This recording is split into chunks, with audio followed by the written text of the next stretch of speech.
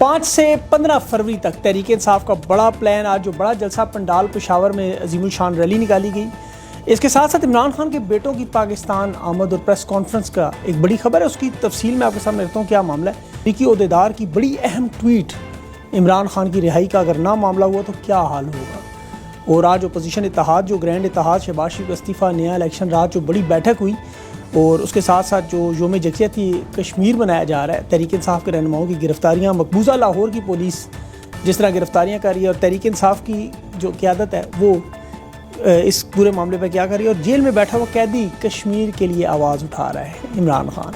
یہ ساری تفصیل پتہ ہے، لیکن آج 5 فروری ہے، چونکہ کشمیر کے حوالے سے بچپن سے ہم لوگ یہ نعرہ سنتے آئے کہ جی کشمیر بنے گا پاکستان۔ اس وقت تو کبھی سوچا بھی نہیں تھا کہ کشمیر تو شاید پاکستان نہ بنے، البتہ پاکستان مقبوضہ کشمیر ضرور بن جائے گا۔ مقبوضہ کشمیر تو ترقی کے سفر کی طرح، وہاں دیکھیں 100 ارب ڈالر کی انویسٹمنٹ ہو رہی ہے، یہاں سارے مظالم ادھر، اور کشمیریوں کا مقدمہ لڑنے والا، فلسطین کا مقدمہ لڑنے والا عمران خان جیل میں۔ آج اس کی جماعت، واحد جماعت جو تحریک انصاف، کشمیریوں کے لیے ریلیاں نکال رہی ہے۔ جو ویڈیوز کشمیر سے آپ کو پتہ ہے حکومت کی طرف سے جو آواز اٹھانے پر جو آپ کے سامنے آ رہی ہیں، جو بربریت کی ویڈیوز،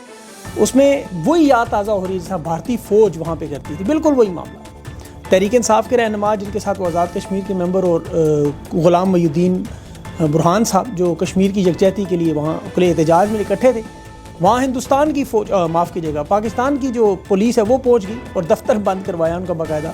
ریلیوں پر حملے کیے گئے، اور حقیقی معنوں میں یوم سیاہ پاکستان میں لاہور میں جو 62% پاکستان کا صوبہ لاہور،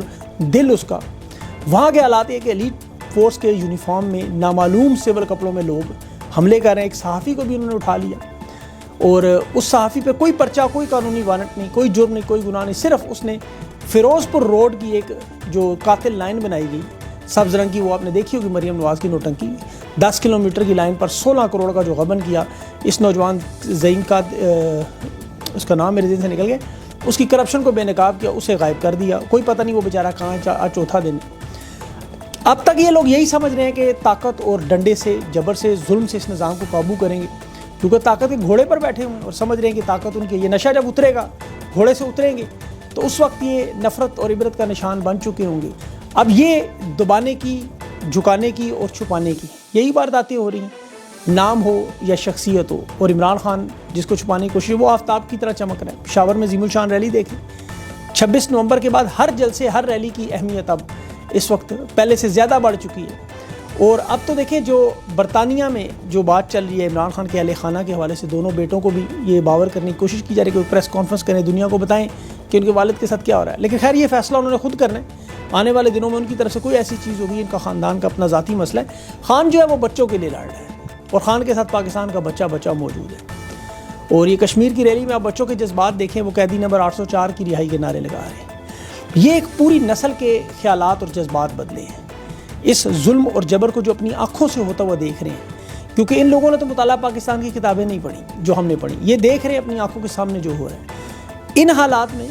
جہاں پاکستان کے اندرونی حالات بدل رہے ہیں، دنیا کے حالات بدل رہے ہیں، اب ان کے پاس، موجودہ طاقتور اسٹیبلشمنٹ کے پاس، سوائے انتخابات کے کوئی دوسرا راستہ نہیں ہے، کیونکہ نفرت کا جو بیج بویا گیا وہ اتنا پنپ چکا ہے کہ مولانا فضل الرحمان جیسا بندہ اسٹیبلشمنٹ کا جو ساری زندگی ساتھ دیتا رہا، اپنے منہ سے کہہ رہے کہ بلوچستان جب چاہے علیحدہ ہو سکتا ہے۔ تو یہ اتنے کشیدہ حالات ہیں، اتنے خطرناک حالات ہیں، جنہیں حل کرنے کا ایک ہی طریقہ ہے، وہ سیاسی انداز میں،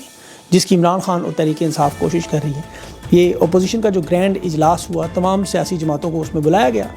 اس میں نیا الیکشن کروانے کا مطالبہ، شہباز شریف کے استعفے کا مطالبہ، اور آئینی ذمہ داریوں میں سب فوج سمیت سب کو رکھنے کی بات۔ اب پاکستان کی سیاست میں تحریک انصاف کا اتنا بڑا الائنس پہلے کبھی نہیں بنا، اور یہ جو لوگ احتجاجی تحریک چلا رہے ہیں، تحریک انصاف اگر اس میں ساتھ دے دیں تو پھر تو یقین کریں عوام ان کے ساتھ ہے، معاملہ جلدی حل ہو جائے گا۔ تحریک انصاف تو اس وقت پورے نظام پر سے اکیلی لڑ رہی ہے۔ 5 فروری سے 15 فروری تک جو ان کا پورا دنیا میں احتجاج کی جو کال آئی، اس میں جو اوورسیز پاکستانیوں کا بہت بڑا پروٹیسٹ جو کہ 5 فروری سے ناروے سے شروع ہو رہا ہے، پھر 7 فروری میں فرانس سے، پھر امریکہ میں، پھر اس کے بعد 8 فروری میں جرمنی، بیلجیم، آسٹریلیا، کینیڈا، برطانیہ، ہالینڈ، سوئٹزرلینڈ سمیت یہ پوری دنیا کی ایمبیسیوں میں، پاکستانی ایمبیسیوں کے سامنے اہم جو پوائنٹس ہیں وہاں پر، مقامات پر یہ پاکستانی اکٹھے ہو کر احتجاج ریکارڈ، یہ انٹرنیشنل احتجاج ہے، بڑا اہم ہے، اور ان ماحول اور حالات میں ہو رہا ہے۔ ذرا آپ کو انٹرنیشنل حالات ذرا سمجھنے ہوگے جن میں تبدیلیاں آ رہی ہیں۔ پاکستان کے پاس یقین کرے لیڈر چاہیے انہیں عمران خان جیسا، جس کے عوام کھڑی ہو، عوام کا اعتماد ہو۔ اور جس کے ساتھ پاکستان کی فوج بھی ہو، ادارے بھی ہوں، تب یہ نظام چلے گا۔ اس وقت جو حالات مسلمانوں کے لیے بھی اوورآل نظر آ رہے ہیں، وہ جو 24 سال پہلے کے معاملات تھے 9/11 کے، تقریباً وہی حالات بنے ہوئے ہیں۔ اور عمران خان کو تو دیکھیں اس وقت پاکستان کی عوام نہیں چاہیے، پاکستان کا نظام نہیں چاہیے، لیکن پاکستان کے نظام اور عوام دونوں کو عمران خان چاہیے۔ عمران خان کا جو اوپن لیٹر خط تھا، یہ انتہائی باعزت معتبر طریقے سے، قانونی آئینی طریقے سے، اخلاقی طریقے سے اس معاملے کو حل کرنے کے لیے جو عوام کے خدشات عمران خان نے کھل کر اس خط میں بتائے۔ آپ دنیا کی تاریخ دیکھیں تو پہلے بھی جیلوں سے اسی طرح کے خطوط، اسی طرح کے نظریات بتائے گئے، اپنی جد و جہد، اپنے انقلاب کی داستان، اپنے پیغامات، اپنے نظریے۔ یہ عالمی رہنما، یہ کوئی گوال منڈی کے نیلسن منڈیلا نہیں، اصلی دنیا کے رہنما۔ طیب اردگان نے جو مذہبی نظم پڑھنے کے لیے اسے سزا ہوئی تھی وہاں، اور بڑا مشہور خط تھا، اس کا عنوان تھا جیل سے میرا خط۔ اسی طرح وہ ترکی کے مشہور شاعر تھے ضیاء گورکاب، اس کی ایک نظم اس نے پڑھی تھی، ریاست میں اسے غداری کے الزام میں جیل میں ڈال دیا تھا۔ اس میں اس نے یہ کہا تھا نا، یہ مساجد ہیں، یہ ہماری بیرکیں ہیں، یہ مینار ہماری سنگینیں ہیں، ایمان ہمارا سپاہی ہے۔ تو سیکولر ریاست 10 مہینے جیل میں ڈال دیا تھا۔ تو خان کے اس خط کو تو دنیا بھر کے رہنما، ڈپلومیٹ، سفارتکار مانتے ہیں کہ یہ بہترین عمل ہے، خوش آئین بات ہے، جو آئین اور قانون کی بات، ایک بڑے رہنما کی طرح جو فوج کو بھی آن کر رہا ہے، جو ملک کو بھی آن کر رہا ہے، کہہ رہا ہے ملک بھی میرا ہے، فوج بھی میری ہے، دوریاں ختم کروں۔ یہ ظلم و ستم جو عمران خان پہ ہو رہا ہے، حالانکہ دیکھیں 17ویں گریڈ کا وہ اڈیالہ جیل کا افسر، وہ عمران خان کی اس کی اہلیہ کے ساتھ اسی جیل میں ملاقات نہیں ہونے دے رہا، قانون کو جوتے کی نوک پہ رکھتا ہے۔ خان کو تو چاہیے کہ میں مانتے ہی نہیں، سائڈ پہ ہو جائے، لیکن بڑے رہنماؤں کا قد قامت یہی ہوتا ہے۔ اس خط میں عمران خان نے جو نکات اٹھائے، وہ پاکستان میں تو فی الحال کوئی ایسا سیاستدان یا صحافی یہ بوجھ نہیں اٹھا سکتا۔ عمران خان کو چونکہ خوف و خطر نہیں ہے، وہ واحد شخص ہے جو آزاد ہے۔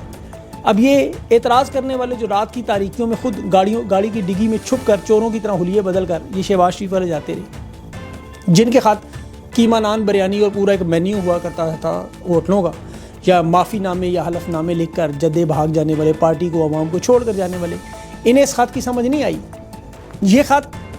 اسٹیبلشمنٹ کے لیے بھی محفوظ راستہ، فیس سیونگ ہے بہت بڑی۔ یہ چاہتے ہیں عمران خان صدر پاکستان سے رحم کی اپیل کریں، نہ بیانیاں دیں کہ ہم ان کی ڈیل ہوئی، لیکن وہ انشاءاللہ کبھی پوری نہیں ہوگی، سب جانتے ہیں۔ حالانکہ اسلام آباد ہائی کورٹ ہو، لاہور ہائی کورٹ ہو، سپریم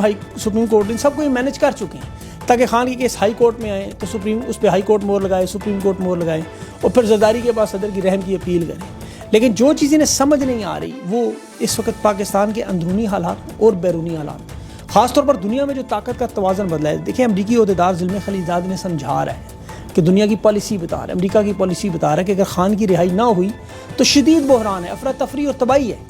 پاکستان کے حالات خدا نخواستہ بدترین ہوں گے، سیاسی، اقتصادی اور سماجی تینوں صورتوں میں۔ اداروں کا ٹکراؤ بھی، معاشی بحران میں جس میں روپے کی قدر میں کمی آئے گی، مہنگائی اور سرمایہ کاری بالکل زیرو، اور سیاسی عدم استحکام جس میں مزید احتجاج، ہنگامے اور تشدد ہو سکے۔ وہ انہیں سمجھا رہا ہے کہ یہ ہماری پالیسی آپ مت کریں، جو بات خان کہہ رہے ہیں، تو اس میں دیر ہو سویر ہو معاملہ تو حل ہونا ہی ہے، اور معاملہ حل ہوگا سیاسی اعتبار سے ہی حل ہوگا۔ اپنا خیال رکھیں اور اس انٹرویو کو چیک کریں۔ مجھے اجازت دیں، اللہ حافظ۔